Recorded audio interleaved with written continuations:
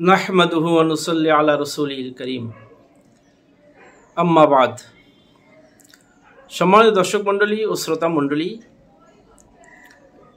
অনেক মুসলিম নরনারী আছে, অনেক মুসলমান ভাই ও বোনেরা আছে যারা নামাজ প্রতিনিয়ত আদায় করতেছেন,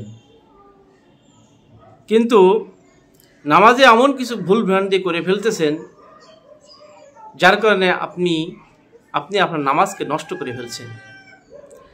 তাই যাতে আপনার নামাজ নষ্ট না হয়, এজন্য আমি প্রতিনিয়ত নামাজ সম্পর্কে এবং ইসলামের বিভিন্ন মাসলা নিয়ে ভিডিও আপলোড করে থাকি, যাতে করে আপনারা ভিডিওগুলো দেখে মাসলা জেনে নামাজ সহি শুদ্ধভাবে আদায় করতে পারেন এবং অন্যান্য মাসলা জেনে আমল করতে পারেন। তেমনিভাবে আজকে অজানা আরেকটি নতুন মাসলা নিয়ে আলোচনা করব। মাসলাতে অত্যন্ত গুরুত্বপূর্ণ হয়, আপনারা ভিডিও স্কিপ না করে সম্পূর্ণ দেখুন, তাহলে পূর্ণ মাসলা আপনি বুঝতে পারবেন। মাসলাটি হলো, নামাজরত ব্যক্তি সেজদায় গিয়ে মাটিতে যদি পা না রাখে তাহলে তার নামাজ হবে কিনা। এরকম অনেকেই মুসল্লি আছে যারা দেখা যায় যে সিজদায় গিয়েছেন কিন্তু দুই পা জমিনের উপরে রাখছেন, পায়ের দুটো আঙ্গুল এক মুহূর্ত পরিমাণ জমিনের উপরে নাই। তাই এমন অবস্থায় আপনি নামাজ পড়লেন, নামাজটা হলো কি হলো না? উত্তরে বলা যাবে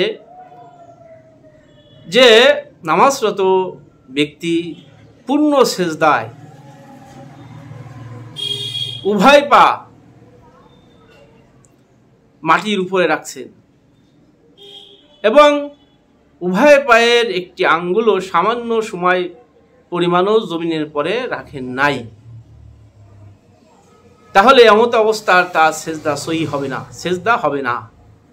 যখন সেজদা হলো না, আর নামাজের মধ্যে সেজদা করা ফরজ, তাহলে তার নামাজও সহি হবে না।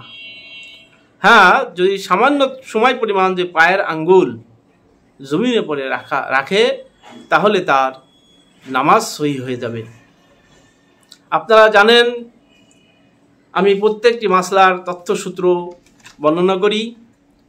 সেই তথ্যসূত্র হিসেবে আপনারা দেখতে পারেন রদ্দুল মুহতার দ্বিতীয় খণ্ড 135 নম্বর পৃষ্ঠা, ফতোয়া হিন্দিয়া প্রথম খণ্ড 70 নম্বর পৃষ্ঠা, খোলাসাতুল ফতোয়া প্রথম খণ্ড 55 নম্বর পৃষ্ঠা, আর নাহলুল ফায়েক প্রথম খণ্ড 195 নম্বর পৃষ্ঠা, আল বাহরুল রায়েক প্রথম খণ্ড 556 নম্বর পৃষ্ঠা, ফতোয়ায় মাহমুদিয়া নবম খণ্ড 268 নম্বর পৃষ্ঠা, ফতোয়ায় দারুল উলুম করাচি দ্বিতীয় খণ্ড 158 নম্বর পৃষ্ঠা, হালাবি কাবির 285 নম্বর পৃষ্ঠা। সম্মানিত দর্শক মণ্ডলী, আমার চ্যানেল আলোচনা এবং এই মাসলা বলা যদি আপনার জন্য ভালো উপকার আনে, তাহলে অবশ্যই আমার চ্যানেলটি সাবস্ক্রাইব করে রাখবেন এবং অন্যকে দেখার সুযোগ করে দেবেন। এতে